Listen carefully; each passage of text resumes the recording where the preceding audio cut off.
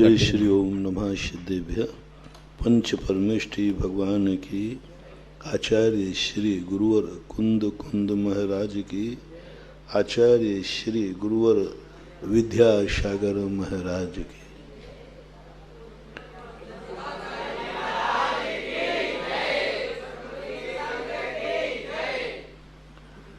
कभी कभी जीवन में ऐसे दिन आ जाते हैं कि परिस्थितियां और समस्याएं ही जीवन बन जाती हैं।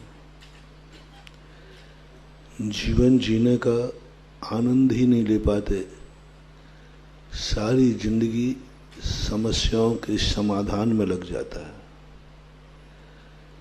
आप लोग अभी पढ़ने में लगे हैं, एक समस्या है।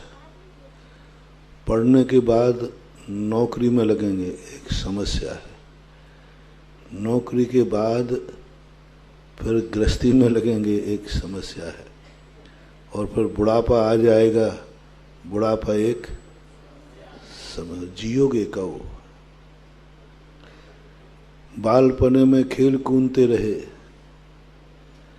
थोड़े किशोर हुए तो पढ़ने में लगे रहे, बाद में कमाने में रखे रहे, बाद में बुढ़ापा आ गया। जियोगे कब? ये तो करने का आनंद है, करने का अनुभव है। जीने का आनंद तो आया ही नहीं। रात में सोओगे तो वो सोना नहीं कहलाता, वो तो थकान मिटाना कहलाता है। पूज्यवर समंत भद्र महाराज ने शीतलनाथ भगवान की स्तुति में कहा, ये विश्राम नहीं है, ये तो दिन में थक जाता है तो रात में वो तो थकान का प्रतिकार है। निशिशेर ते प्रजा दिवास मारता निशिशेर ते प्रजा। दिन में थकता है, उसका प्रतिकार, उसको मिटाने के लिए तुम सोते हो। जो मजदूर रहते हैं वो थकान मिलाने को सोते भी हैं, शराब भी पी लेते हैं। उनका उद्देश्य ही शराब पीना है नहीं है, थकान मिटाना। इसी प्रकार आप लोगों के जीवन में विश्राम कब है? ये तो प्रतिकार है।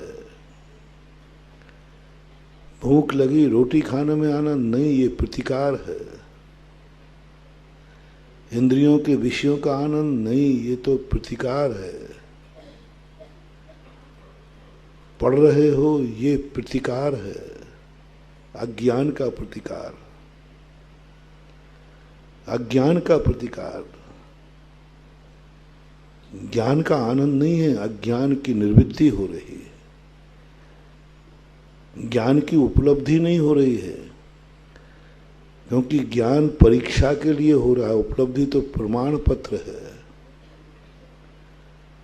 तुमने कहा अज्ञान की निर्वृत्ति हुई तो ज्ञान की प्राप्ति हुई, नहीं। कहाँ प्राप्ति हुई ज्ञान की? ज्ञान साध्य कहाँ बन पाया? साधन बन गया ना। अज्ञान बाधक साधन था और ज्ञान साधक बन गया। उपलब्धि कहाँ है? आज पूज्य पर भगवान ने कहा ना, कुंद कुंद भगवान ने, दृष्टा ज्ञाता और उपलब्धि। उपलब्धि कहाँ है? आप पढ़ रहे हैं, ज्ञान की उपलब्धि नहीं है, अज्ञान की निर्वृत्ति हो रही, पक्का है। लेकिन अज्ञान की निर्वृत्ति से ज्ञान की उपलब्धि नहीं। ज्ञान में उपलब्धि का अनुभव आ रहा है कि ज्ञान साधन बन रहा है किसी आगे के लिए। दो प्रकार के कार्य होते हैं। एक कार्य तो है लेकिन वो कारण भी है, वो कारण भी है। स्वयं कार्य है लेकिन वो कारण भी है। मिट्टी का लोटा बनाया, लोष्ट बनाया, वो गारे का कार्य है लेकिन घड़े का कारण है। कार्य कहाँ हुआ? वो तो कारण की अनुभूति हुई। जैसे ही लोष्ट बनते ही गारे का लोष्ट बन गया, लौंधा बन गया, तो उस लौंधे बन की अनुभूति हो रही है कि मटका बनाना है, ये अनुभूति हो रही है। मटका अनुभूति हो ही नहीं पाई, 1 सेकंड नहीं लगा, अरे इससे मटका बनाना है। और बनाते समय भी लौंधा नहीं आ रहा था, मटका आ रहा था, बना रहा था लौंधा, कार्य कर हो रहा था लौंधे के रूप में, लेकिन अनुभव में आ रहा था घड़ा। जब जब जो जो कार्य हमारे हों, उन कार्यों में यदि कारणपने की अनुभूति हो जाए, समझ लेना कि वो वस्तु तुम्हारी उपलब्धि नहीं है। उपलब्धि उसे कहते हैं जो किसी का कारण ना बने। कारण नहीं बने, अब कोई कारण नहीं है, अब ये कार्य अंत में, इसके बाद ये कारण नहीं बनेगा। और वो उपलब्धि हमारे लिए होना आनंददायी है। बहुत महत्वपूर्ण शब्द दिया, उपलब्धि। हम उपलब्धि तक नहीं पहुंच पा रहे। तुमने जैसे ही समय सार पढ़ा, अज्ञान की निवृत्ति हुई, तुम नहीं जानते थे। अभी सभी दोनों बच्चे बच्चियां बोल रहे थे, हम कुछ नहीं जानते थे, संस्थान में आकर के सब कुछ जाना। हमें कुछ ज्ञान नहीं था, लेकिन संस्थान में तुम्हें उपलब्धि हुई है कि संस्थान तुम्हारे लिए साधन बन गया है। उपलब्धि है कि साधन है, बस आनंद नहीं आएगा। साधन में आनंद है ही नहीं, साधन में तो दुर्घटना है, रिक्स है, भय है। रास्ते में आनंद कैसा, मंजिल में आनंद है। रास्ते में आनंद कैसा, रास्ते में तो जागना है, सावधान रहना है, लुट सकते हो, भटक सकते हो, मर सकते हो। संस्थान साधन बन गया, अनुभूति नहीं हुई। जैसे उपलब्धि होने की बात आई, तुमने साधन बना दिया। पढ़ने के पहले ही तुमने कह दिया, मन में भाव आया। जैसे उस मिट्टी से वो लौंधा बना रहा था, तो उसने क्या कह दिया, क्या कर रहे हो, ये लौंधा बना रहा है, क्यों हो, ये कार्य क्या, नहीं नहीं, ये तो घड़े के लिए बना रहा हूं, घड़े के लिए बना रहा हूं। साधन बन गया, घड़े के लिए बना, अनुभव में आया, कार्य हुआ ही नहीं। तुम जैसे संस्थान में पढ़े तो तुमसे पूछा, तुम तो बहुत कुछ उपलब्धि कर लिए। नहीं, संस्थान में पढ़ रहा हूं, ये उपलब्धि है कि कारण है। समय सार तुमने पढ़ा, ज्ञान हुआ, लेकिन साधन बन गया परीक्षा। साधन बन गया, उपलब्धि नहीं। अभी तो साधन ही, उपलब्धि कहाँ हुई, क्योंकि तुरंत हमारे ज्ञान में परीक्षा आ गई। परीक्षा तुम्हारा कार्य है नहीं। कल परसों मैंने कहा था, चलो परीक्षा में आनंद आ जाएगा, कोई बात नहीं, वो भी 28 तारीख को आ रही है, कोई बात नहीं। परीक्षा में जैसे तुम परीक्षा लिखने बैठोगे, किस लिए लिख रहे हो, परीक्षा के बाद तो तुम्हें आनंद आना चाहिए। नहीं, नौकरी के लिए, धन कमाने के लिए, आजीविका के लिए। आपकी दृष्टि आएगी कि मैंने जो पढ़ाई की है, शास्त्र की है, करने के पहले ही आपने देखा कि कौन से विषय लेने से क्या क्या चांस हैं, क्या क्या गुंजाइश। यदि मैंने साहित्य लिया तो क्या चांस है, दर्शन लिया तो क्या चांस है, व्याकरण लिया तो क्या चांस है, ये सब आए कि नहीं भाव तो चांस कहाँ है, कार्य कहाँ हुआ, वो तो कारण है। कारण की अनुभूति है, कार्य की अनुभूति हो ही नहीं रही। पर जैसे ही तुमने नौकरी लगी तो तुम्हारे लिए आजीविका की चिंता हुई, परिवार कारण बनता जा रहा है। सब चीज अंतिम नहीं, अंतिम जिंदगी का वो दिन माना जाएगा जिस दिन बस अब इसके बाद कुछ करना, बस ये अंतिम कार्य है। यह कार्य होने के बाद अब कुछ नहीं करना। यही मुनि की स्थिति है। मुनि ने मुनि व्रत धारण किया क्या? अरहंत बनने के लिए कारण में अटका हुआ है, कारण में अटका, स्वभाव नहीं है। क्योंकि स्वभाव वो है जिसे कार्य की अनुभूति हो जाए। यहाँ तो मोक्ष मार्ग की अनुभूति हो रही है, मोक्ष की अनुभूति नहीं हो रही है। रत्नत्रय, सम्यक दर्शन, ज्ञान, चारित्र को इनको स्वभाव क्यों नहीं कहा? ये पंच महाव्रत आदि इनको स्वभाव क्यों नहीं कहा? क्योंकि इनको करते समय हमें साधन की अनुभूति होती है, कार्य की नहीं। भावलिंगी भी क्यों ना हो, उससे पूछो कि तुम्हारा कार्य हुआ?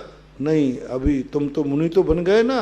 रत्नत्रय, बोले नहीं, रत्नत्रय तो मार्ग है, मंजिल नहीं है। और यदि इस मार्ग में मंजिल की अनुभूति हो जाए तो और ज्यादा गड़बड़ी है। मार्ग की अनुभूति हो रही है, कारण की अनुभूति हो रही है। और यह कारण की अनुभूति हमारी जिंदगी में 24 घंटे चलती रहती है। स्वाध्याय कर रहा हूं, कारण है, कार्य नहीं है। स्वाध्याय करना मेरा कार्य नहीं है, स्वाध्याय मेरा कारण है। सामायिक करना मेरा कार्य नहीं है, मेरा कारण है। महाव्रतों को पालन करना मेरा कार्य नहीं है, मेरा कारण है। रत्नत्रय पालन करना मेरा कार्य नहीं है, मेरा कारण है। कार्य का कार्य कहाँ है? उपलब्धि कहाँ है? उपलब्धि कहाँ है? सब ये कारण है, ये तो छूटना है। और जो कारण है वो नियम से एक दिन छूटना ही छूटना है, कोई रोक नहीं सकता। मुनिव्रत का कारण है, क्योंकि ये छूटेगा। अरहंत बन जाऊंगा तो, सिद्ध बन जाऊंगा तो छूट जाएगा। और जो हमारा छूटता है, जो हमारी पर्याय मिटती है, वे सब पर्याय कारण हैं। और कारण जो है वह हमारी आत्मा का स्वभाव नहीं हो सकता। हमारी जिंदगी सारी कारणों में निकल रही है, पूरे कारण में निकल रही है। पंचम काल में मैं बस इसी कारण को संभालते संभालते समाधि हो जाएगी। संभालते संभालते मुनिव्रत को संभालते, कार्य तो हो गई नहीं। तुम्हारा भी पूजा पाठ करते, पूजा पाठ क्या है? कार्य के कारण पुजारी बन पाओगे, पूज्य नहीं बन पाओगे। कार्य तो पूज्य बनना है, और पूजा क्या है? कारण है। कारण की अनुभूति, सम्यक दृष्टि को, जैसे कल मैंने कहा था, सम्यक दृष्टि कारण में संतुष्ट नहीं होता। वो जानता है ये कार्य नहीं है, ये तो कारण है। उपलब्धि तो हुई नहीं, ये तो साधन है। भगवान के पास जाकर के वो खुश नहीं होता कि मुझे भगवान की भक्ति मिल गई। उन्होंने कहा भगवान आप मिले बहुत कारण जहाज। भगवान को क्या कह दिया? एक भावना में आता है, प्रभु आप कारण जहाज हैं, कारण हैं, कार्य नहीं है। भगवान कारण है, जहाज हैं, मंजिल नहीं है। पूजा कारण है, कार्य नहीं है। सारे दर्शन के लोग इसी को कार्य मानते हैं, और जैन दर्शन का सम्यक दृष्टि कहता है ये कारण है, कारण है। पूरा जिंदगी में किस दिन कौन सी वस्तु है जो तुम्हें उपलब्धि है, अपनी जिंदगी में बताना, कारण मत बताना। फिर वो किसी का कारण नहीं बनना चाहिए, ऐसा कार्य बताओ। किसी का बने तो बने, तुम उसको कारण मत बनाना, तुम कारण मत बनाना। दूसरा बनावे तो वो निमित्त कारण है। उपादान कारण मत बनना, उपादान कार्य। कारण समयसार और कार्य समयसार। तुम्हारा उपादान अब कारण न बने, कार्य संज्ञा प्राप्त कराओ। कारण नहीं बनना चाहिए। 24 घंटे में देखो ऐसा कौन सा अपन कृत्य करते हैं जो कार्य तो है, कारण नहीं है। तुम्हारे पे भी घटा दिया, मैंने अपने पे घटा दिया, यानी उपलब्धि तो है ही नहीं। सब कारण ही कारण है, कोई कार्य नहीं। छद्मस्त को 14वें गुण स्थान तक कारण समय सार है। सब कारण में अटके हैं। अभी सबको कारण है ना, 14वें गुण स्थान में अभी ध्यान करना है, कारण है। सिद्ध परमेष्टि जाकर के कार्य समय सार हैं, क्योंकि अब उनका उपादान कारण उपादान अब कारण नहीं बनेगा, उपादान क्या बन गया? कार्य बन गया। जिस दिन उपादान कार्य रूप बन जाए, आगे कुछ करने को शेष न रहे, आगे वह कारण न बने, उसको बोलते हैं समय सार, उसको बोलते हैं मोक्ष, उसको बोलते हैं विश्राम, उसको बोलते हैं परम पारनामिक भाव, उसको बोलते हैं टंकोत कीर्ण एक ज्ञायक पिंड स्वरूप। ज्ञायक पिंड स्वरूप, बस अब कुछ कार्य है ही नहीं, अब विश्राम है, अब मैं कारण नहीं बनने दूंगा उपादान को। उसको बोलते हैं कृत्य कृतकृत बोलते ना, भगवान तो कृतकृत हो गए, यानी कृतकृत बनने की अनुभूति नहीं हो रही है। जिंदगी में कम से कम इसकी शुरुआत करो, पाप से शुरुआत करो, विकल्पों से शुरुआत करो, कसायों से शुरुआत करो, अशुभ से। एक बार मन को विराम दे दे, बस ये अंतिम बुरा भाव है, ये बुरा भाव आगे का कारण नहीं बनेगा, अंतिम लास्ट शुरुआत। उस समय सार को पहुंचने के लिए ये मत समझना कि एक रत्नानंद साहब का आचार में जो कहा गया है वो समय सार फल है, तो रत्नानंद साहब का आचार उस फल का बीज है।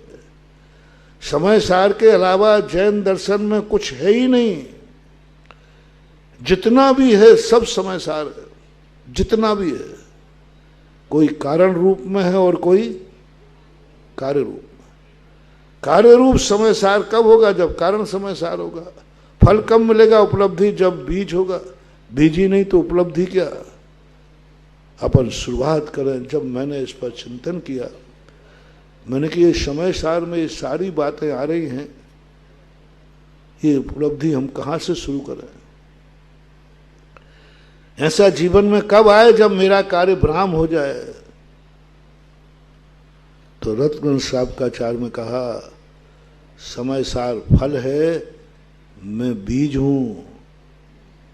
यदि बीज चाहिए तो समय सार नहीं देगा। समय सार तुम्हारे लिए विश्राम देगा, अंतिम लक्ष्य देगा, लेकिन वहां तक पहुंचने के लिए मेरे पास आना पड़ेगा, मूलाचार के पास आना पड़ेगा। 3 अनुयोग हमारे बीज हैं, 3 अनुयोग हमारी बोनी हैं, 3 अनुयोग हमें सिखाते हैं। तो सबसे पहले शुरुआत समय सार का बीज, समय सार का बीज। समय सार किसे कहते हैं? नहीं, मैंने जो परिभाषा रही, समय सार किसे कहते हैं? बस वो कारण नहीं बनना चाहिए, उपादान कार्य रूप में पढ़ना। अब आगे उससे कोई कार्य मत करना, आगे कारण नहीं बनना चाहिए, बस ब्राह्म जो एक बार कार्य हो गया हो गया। जैसे सिद्ध भगवान की सिद्ध पर्याय किसका कारण बनेंगी उपादान में? कुछ नहीं, अब हो गया। अरहंत पर्याय अभी कारण है, क्योंकि अभी सिद्ध पर्याय, अरहंत पर्याय का व्यय होगा। सिद्धों की कौन सी पर्याय व्यय होना? व्यंजन पर्याय की अपेक्षा, बस वो है कार्य। अब अपने जिंदगी में आए वो कार्य तो अपने बस की अभी है नहीं, क्योंकि वो तो हम कल्पना कर रहे हैं। हम वो अभी व्यक्ति हैं, खेत हमारे पास है नहीं, बीज हमारे पास है नहीं, और सोच रहे हैं कि मेरे घर में फसल कब आएगी। बीज है नहीं, खेत है नहीं, और कोई हमें अधबटे पे देने वाला है नहीं, क्योंकि रेपुटेशन डाउन है। कोई अधबटिया पे देने वाला नहीं, क्योंकि हम ईमानदार नहीं है। कोई नहीं देने वाला कि जिसमें तुम भी बीज मिलने वाला नहीं, कोई उधार देगा नहीं, पंचम काल है। क्योंकि पंचम काल में व्यक्ति उधार देने से कतराता है, ये मान के दे देवे कि भाई चलो अब मिलने वाला नहीं है, दान दे दो, उधार तो देना ही मत। कुंद कुंद भगवान ने उधार नहीं दिया, उन्होंने कहा हम तो दान दे के दे रहे हैं, उन्हें मालूम है तुम लौटाने वाले नहीं हो। आज जो कुछ भी है सब हम लौटाने वाले नहीं हैं, समर्थ ही नहीं है, परेशानी इतनी है क्या लौटाएं। डूबती नैया को कर्जा देना इस उद्देश्य से देना कि अब लौटने वाला नहीं है। पंचम काल के अपन सब जीवों को भगवान ने, गुरुओं ने जो दिया है अपन को, सब दान रूप में दिया है, लौटा तो सकते नहीं। केवल भगवान ने, केवली भगवान ने हमें ज्ञान दिया, अब इसको लौटाओ। केवल ज्ञान करके लौटाओगे, केवल ज्ञान तो है ही नहीं। उन्होंने दिया ही यही था कि मैं केवल ज्ञान तुम्हें दे रहा हूं, ज्ञान धुनी, तुम केवल ज्ञानी बनना, कुछ नहीं है। अब अपने पास कहीं तो शुरुआत करो, कहीं तो हमारी बोनी हो, तो अपन एक काम को समय सार का रूप दे सकते हैं। समय सार के आनंद तो नहीं लेंगे, लेकिन समय सार की हवा का आनंद दे सकते हैं, क्योंकि अपन ने आज तक पाप किए हैं, कसाएं की हैं, राग द्वेषादि भाव किए हैं। बस इसको अंतिम कार्य रूप पढ़ना दो। ये कारण नहीं बनना चाहिए, कारण नहीं बनना। आज तक अपन ने बुरा विचार किया है, दुष्ट विचार, बस इसको अंतिम रूप दे दो, अंतिम रूप दे दो। इस बुरे विचार से कोई नया बुरा विचार पैदा मत करना, उपादान से कह दो, बस समय सार की शुरुआत, अंतिम विराम दो, अंतिम विराम। बस आज जो विचार आया, आगे विचार कारण नहीं बनेगा, कारण नहीं बनने दूंगा इस विचार को। इस विचार से दूसरा विचार नहीं आएगा, विराम, अंतिम कार्य रूप परिणत कर दिया। समय सार का बीजारोपण शुरू हो गया। बीजारोपण नहीं, समय सार के बीज बोने की खेती तैयार। खेत तीन प्रकार से तैयार किया जाता है। पहला तो खेत है कि नहीं, उसमें उपज हो सकती है या नहीं, पहला। दूसरा, हाँ ऊसर तो नहीं, दूसरा खेत को तैयार करना। खेत तो तैयारी करने का अर्थ क्या है, घास फूस हटाना, फिर बोना। तो अभी पहले अपन खेत है मान लिया, तुम्हारे पास खेत है, क्योंकि तुम जिस कुल में जन्मे हो उस कुल में जिनेन देव की वसीयत तुम्हारे पास है, तुम्हारी खुद की कुछ नहीं है। तुम्हारे बाप की वसीयत है, क्योंकि तुम बड़ा पुण्य लेके आए, तुमने तो अभी कुछ नहीं कमाया, लेकिन पिताश्री की वसीयत है, तुम भाग्यवान हो। जैन कुल में जन्मते ही तुम्हें जैन लिखने का अधिकार मिला, यानी जिनेन देव अपने पास है, गुरु अपने पास है, शास्त्र अपने पास है, संस्थान तुम्हारे पास है, समय सार तुम्हारे पास है, ये तुम्हारा खेत है। संस्थान में पढ़ने वाले सभी बच्ची बच्चियां सुन लें, पहले तो जैनी सुन लें।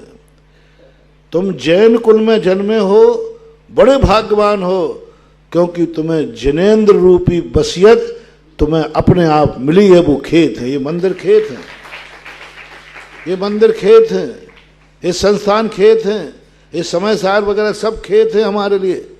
और हम जैन हैं, वो हमारा जगत पिता है, तो पिता की संपत्ति से हमारी काम की शुरू हो जाएगी। हमें अभी खेत खरीदने की जरूरत नहीं है, हमें खेत लेने की जरूरत नहीं है, क्योंकि हम आसामी के यहाँ जन्मे हैं, जमींदार के यहाँ बने हैं, खोटे देव के नहीं जन्मे, कंगाल के नहीं जन्मे जिसके कुछ नहीं है। हम उसके जन्मे हैं जो त्रिलोकी नाथ है, वो मेरा जगत पिता है। मैं कोई अमीर आदमी त्रिलोकी नाथ के यहाँ जन्मे हैं जी। राजा के यहाँ जन्मने वाले को जन्म से ही चिंता नहीं करना पड़ती, अब मेरा खर्चा कहाँ से आएगा, हैं? वो तो पिताजी से मिला, पिताजी से मिला। कितने पाप हैं जो जैनियों के जन्मते उसको सोचना पड़ेगा, मैं तो मांसाहारी कुल में जन्मा। अरे तुम तो जैन कुल में जन्मे हो, मैं तो शराबी कुल में जन्मा, अरे तुम तो जैन कुल में जन्मे हो। मैं तो नीच गोत्र में जन्मा, अरे तुम तो जैन कुल में जन्मे हो। तुम उस कुल में नहीं जन्मे जहां भगवान के मंदिर के गर्भालय में नहीं जा सकते, भगवान को छू नहीं सकते। तुम उस कुल में जन्मे हो जहां 45वें दिन तुम्हें देव का दर्शन हुआ। कितने जीव हैं जो ऐसे कुल में जन्मे कि जिंदगी में कभी मरते समय भी जिनेंद्र का दर्शन नहीं हुआ। कितने जीव हैं जिनके ऐसे कुल में जन्म हुआ जहां मरते समय तक भी जिनेंद्र का दर्शन। और तुम कितने भाग्यशाली हो, 45वें दिन ही तुम्हारी माँ ने जिनेंद्र का दर्शन करा दिया। 8 साल में तुम्हें गुरु के हाथ में अंजलि में हार रखवा दिया। 8 साल में तुम भगवान का अभिषेक करने का अधिकार दिला दिया। कितने लोग हैं कि सारी जिंदगी में मनुष्य हैं, मरते दम तक भगवान का अभिषेक नहीं कर सकते। हाँ, मरते दम तक अभिषेक नहीं कर सकते। तुमने तो 8 साल में कर दिया। कितने लोग हैं जो मरते दम तक महाराज को आहार नहीं दे सकते, तुमने तो 8 साल में दे दिया। कितने लोग हैं जो मनुष्य होकर मुनि नहीं बन सकते, तुम तो मुनि बन सकते हो। कानून है, बनो नहीं बात लगे, बन सकते उसको तो बनना चाहे तो नहीं बन सकता, नीच कुल में जन्म लिया है। तो अपने लिए तो बसियत का खेत मिला है, बस इसको तैयार करना है। बोना नहीं, अभी तैयार करना। गुरु मिले, गुरु का खेत तुम्हारा खेत है। गुरु के पास जो ज्ञान है वो सब तुम्हें दे दिया, खेत है, संस्थान खेत है, इसको तैयार करना है। तैयार करना भी फसल का एक अंग है। बिना तैयारी, अब तैयारी में, खेत की तैयारी में क्या होता है, जो कचरा है, जो बाधक है, उसको उतारो, उसको अलग करो। किसान तो आप सभी लोग किसानी जानते हैं, बीज बोने के पहले, महीनों पहले वो क्या करता है, खेत को जो गंदगी है, जो बाधक है, जो उन सब को हटाता है और बहुत बढ़िया बुरबुरा बनाता है। ऐसे ही अपन को जो भगवान जैन कुल का, जैन जाति, जैन सब मिला है, इसमें खरपतवार अलग करो। और खरपतवार क्या है, दुष्ट विचार, उसको ऐसा रूप दे दो कि उगे ही नहीं दोबारा। कई बार तुम चूक जाते हो तो गेहूं के साथ खरपतवार आ जाती, वो गेहूं को भी नष्ट आप कार्य रूप दो समय से। एक बार बुरा देख लो, बस अब के बार बुरा नहीं देखूंगा। आंखों का समय सार की शुरुआत करो, कार्य रूप परिणत करा दो आंखों को। ये आंख, बस आज मैं आंख का नियम लेता हूं, आंख बुरा नहीं देखेगी। मैंने अंतिम रूप दे दिया बुराई को, बुरा नहीं सुनेंगे। मैंने कानों को बुरा रूप, विराम करना, कारण नहीं बनाना। बुरा जो सुन लिया है वो कारण न बन पाए, जो कर्म बंद हो गया है वो कारण न बन पाए। बुरा बहुत बोल लिया, अब ये कारण नहीं बनने दूंगा, कारण नहीं बनेगा, कार्य रूप हो गया, अंतिम कार्य हो गया। बुरा बोल दिया, बुरा कर लिया, हिंसा कर ली, झूठ बोला, चोरी बोली, सब कर लिया, इसको कार्य रूप का अंतिम रूप देना है, बस अंतिम रूप देना है। नहीं तो जिंदगी तुम्हारी कारण में ही निकल जाएगी। कर्म जो तुमने बांध लिए, कोई बात नहीं, उनको कारण मत देना, कार्य हो गया, बंध गए ना कर्म, बंध गए, वो तो हो गया। अब पुरुषार्थ क्या करे, जो नहीं बंधे वो तुम्हारा समझ में आ रहा है। आगे अब मैं दुष्ट विचार नहीं करूंगा, बुरा नहीं देखूंगा, बुरा नहीं सुनूंगा, बुरा नहीं करूंगा। लेकिन महाराज जो हो गए हैं तो उनको कार्य रूप दे दो। अंदर बने हुए कर्म कारण नहीं बन पाए, बस यहां से अपना पुरुषार्थ शुरू होता है। कारण नहीं बन पाए, जो अपन ने किया है वो कर्म बंध गया कि नहीं, बंध गया, कार्य हो चुका। अब उसको कारण मत देना, यानी जो कर्म बंधा है अब ये नए कर्म के लिए निमित्त नहीं बनना चाहिए। इसी का नाम है समय सार की शुरुआत, इसी का नाम है क्षय उपसम भाव, इसी का नाम है उपसम भाव, इसी का नाम है छायक भाव।